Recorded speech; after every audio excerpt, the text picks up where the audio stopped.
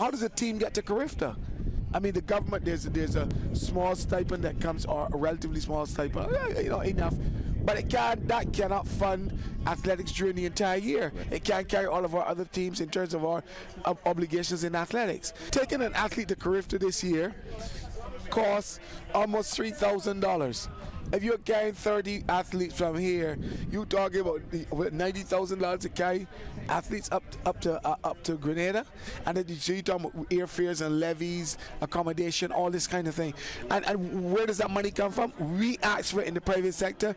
The BOA gives us a small grant, and the government of Barbados through the National Sports Council gives us.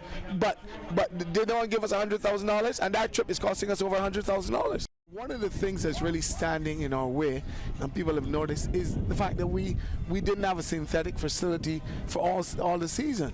I mean, these children were running on grass.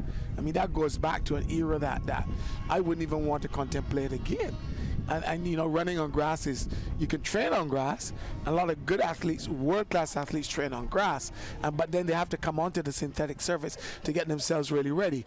And if I were to put my finger on one thing, or that must be done, is that we need more than one synthetic facility. I mean, this is UE's facility, and we're using this facility now, or asking for usage of it. So does BSAC, so does the Athletic Association, but this is really University of the West Indies' facility. And what we want is, there's a track that's supposed to be going into Wildy and the refurbishment of the National Stadium.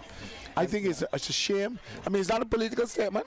I think both administrations, in my opinion, have not really focused on giving us that stadium, and we need a national stadium.